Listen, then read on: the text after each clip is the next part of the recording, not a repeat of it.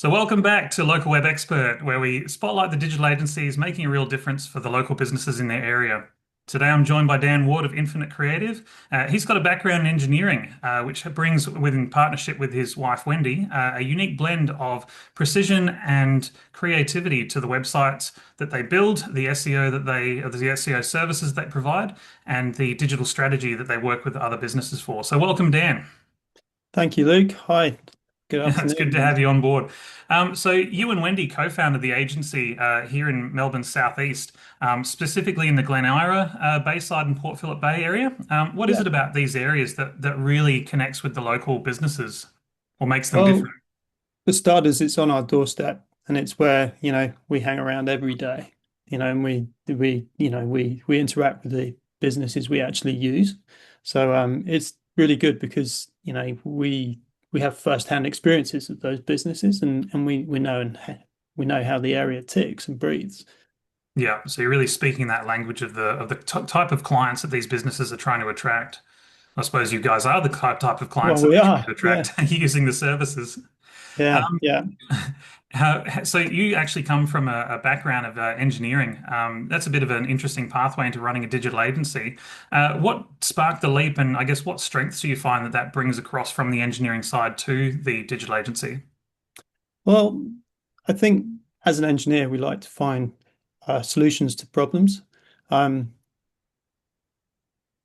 Wendy, on the other hand, she works in teaching, so she brings the soft side of it, and I bring the solutions, and she brings the design side of it. And I like to get stuck into the technical things and helping people find an answer to their problem. Yeah, right. So as a husband and wife team in the agency itself, so you bring more of that precision-led, technical knowledge, and she brings, I suppose, the creative side of things. That's a good partnership to have. Yeah, yeah. And Wendy's very good at networking and talking to people. She does it all day, every day. Yeah. And so I guess in terms of your agency's actual mission, it's set up to try and help the local businesses around you. What is the type of businesses that you tend to work with? Local small businesses. So we're really here to help people.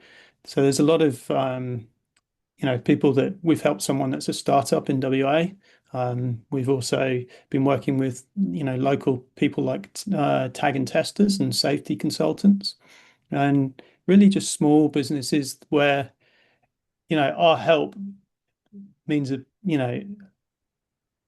lot to the individual themselves because it creates time for them to do other things that concentrate on growing their own business.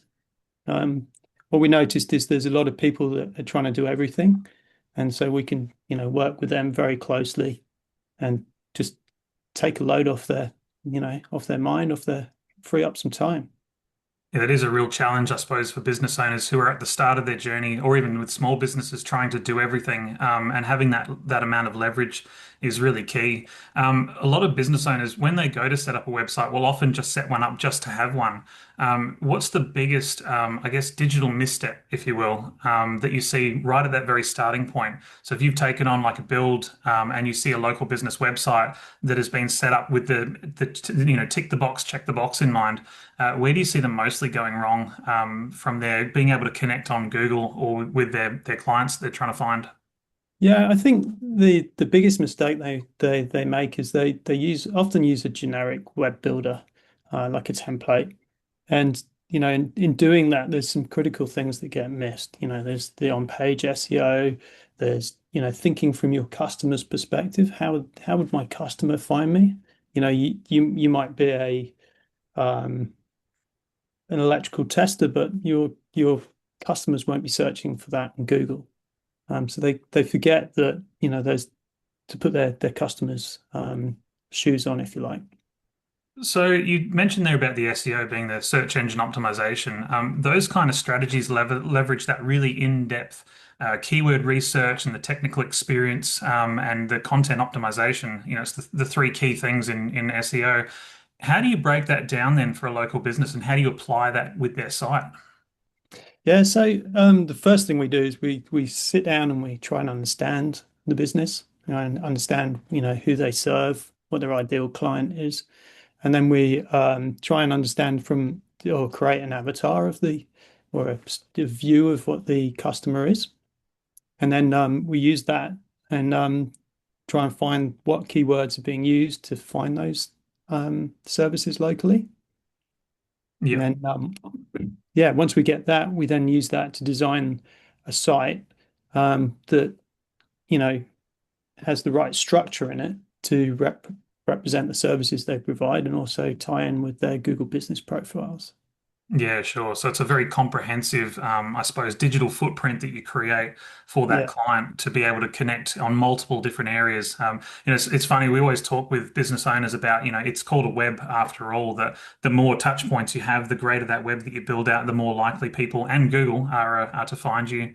So What you mentioned about a startup in WA. I'm just curious to know about what that project had. yeah, so it's a guy who's starting up a consultancy in the autism space. And they've just finished their PhD, and we've been helping them develop their consultancy website to offer services out to, you know, people who need support and coaching and advice in that space. Um, yeah, so we've been doing that now. We've been working with that client for about a year now, Yeah, and right. yeah, yeah. I think one of the things that we always do here is, a lot of business owners are asking, well, if I update my website, there's a lot of things on their plate and a lot of things they can do. But if they're updating their website or investing in SEO, I guess the one thing in their mind they're really going to be asking is, will this really move the needle? So what kind of results would you be expecting and in what kind of time frame, and use this WA example, if you will.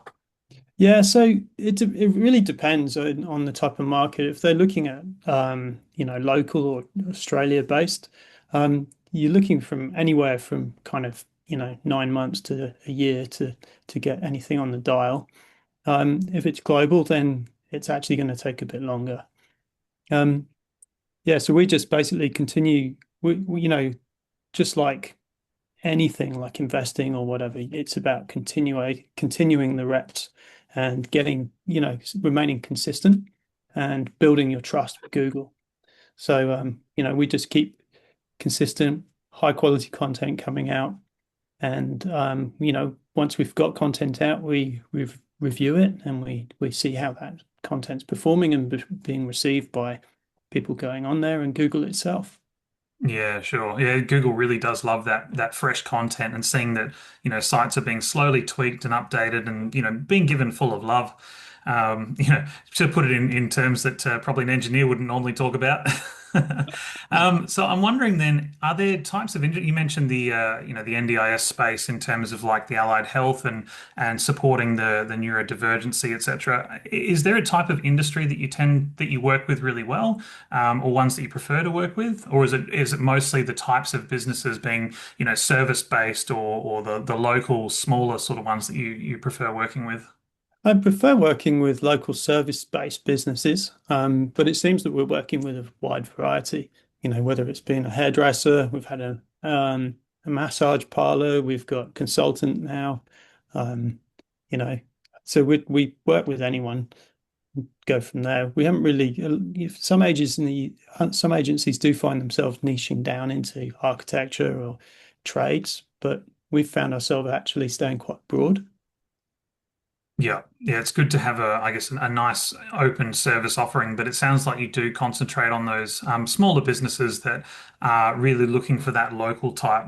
And one of the things you mentioned was around the Google Business Profile. How does that actually tie in with the SEO? And how valuable is it to having an optimized Google Business Profile?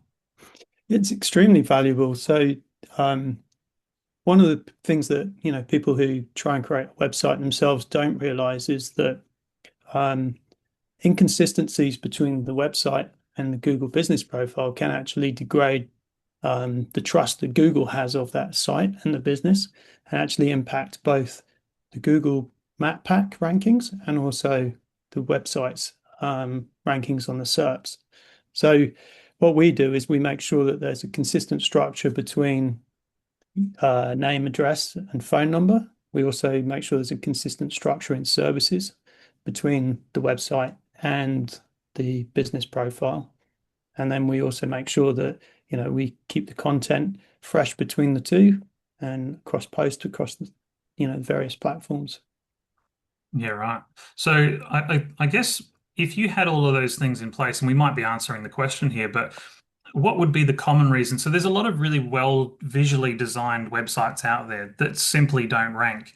What would be that common reason that the website's still not showing up in the Google results from what you've experienced? Well, it depends. I mean, sometimes it can just be seen as a spammy website. Yeah. Sometimes people think, oh, I want to rank in Glen Eira, so I'm going to flood the page with Glen Eira plumber um, keywords and things like that. And then that immediately becomes a spam signal to Google. The other things that affect it are low quality content. We've also seen people having inconsistencies across their pages. So, Google doesn't really know what this website's about. The other thing is also to ensure that the structure of the, things like the titles and the headings are right. Yeah. Yeah, so lots of technical sort of issues that can be there. But so if I've bought a website from Infinite Creative and I'm at the point now where I've got my website, you've done all the SEO and bits and pieces, am I done at that point? Or could you explain about, because a lot of business owners don't realize that a website doesn't stay static. There's things that need to happen in the background and updates that need to occur. Can you explain what some of those behind the scenes responsibilities that they need to keep up with, or obviously leverage it out by getting an agency to look after it? What are those sort of things that require that ongoing maintenance that they might not realize? Yeah, so a lot of people don't realize your website needs ongoing attention and can actually break when you haven't done anything to it. So, in order to keep the website, safe and secure, we need to go ensure there's a backup that occurs. We like to do backups daily. We need to make sure the software stays up to date, and that the plugins and the databases all remain optimized. And then we like to just monitor it for uptime. And then if we're doing SEO, we also monitor the SERPs. We also monitor page performance and things like that as well. And then obviously, it's important for us to know that our clients know that we're doing things for them. So we have comprehensive reporting as well. So every month, the client gets a report that shows, the technical side of things and the SERP side of things, how the SEO is performing and in any extra work we've done. One thing that clients often worry about is out-of-pocket expenses and things like that, especially smaller businesses. So what we do, if we're maintaining a website, we always have an element of built-in time, if you like, that allows us to fix small issues. So for instance, we had a client that came to us because they wanted their menu fixing. And we ended up hosting the website. And by hosting the website, they were able to get the issue fixed as part of their ongoing monthly expense, rather than paying, several $100s to get something fixed as a one-off. Yes, it's good to have that person in direct contact, or at least in partnership with. And I think that's an approach that several of the agencies we've spoken to, they really take that approach. Unlike some of the bigger agencies where we'll sell you the website and then you can host with us if you like. Otherwise, good luck with it, and then you never see us again until you pay more money. Mm, Versus the ones who actually want to partnership with a business. You're not just getting a website, or you're not just getting a maintenance package. You're also getting access to a technically advanced person to be on the phone basically when they're trying to if they have absolutely. an issue with the website or something like that. It's a Yeah, it's a value proposition I think that not a lot of agencies put forward, and we should, because it is really valuable for that. absolutely. I mean, I know we notionally say, oh, you'll have, a couple of hours a month from us to fix things, but if it takes an hour or two more, we don't generally worry about it because if it takes longer to raise an invoice, we'll just fix it. It's when the paperwork gets in the way. And again, I think that really does come down to that local digital agency value over the perceived safety of the bigger guys, is that you've got someone who's actually really invested in making sure that your website works. and yes, you don't want to be out of pocket for it, but certainly to, put forwards the work and the effort and the attention into the site to make sure it does connect, regardless of what that needs to be. If it's fixing a menu or if it's connecting through a Google business profile or adding more content, etc., having that on hand is really important. So I'm wondering then, in terms of what if a business owner from the Port Phillip area or southeastern Melbourne is listening and thinks, oh, geez, I haven't looked at my site in a long time, or I go back and have a look at it and I can see, geez, it's not really representative of my brand. It's a little bit embarrassing. What is that simple first move that they can do to engage yourselves at Infinite Creative and have somebody with I guess, a learned eye to cast their eye over their website and help them with the opportunities? Yeah, they can just reach out either via LinkedIn or via our website, book in a calendar.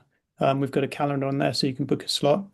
Ideally, send us some information about your website and what you want before the calendar spot, and we'll have a good look. And then when we meet up on it, online or in person, we can get more out of the session.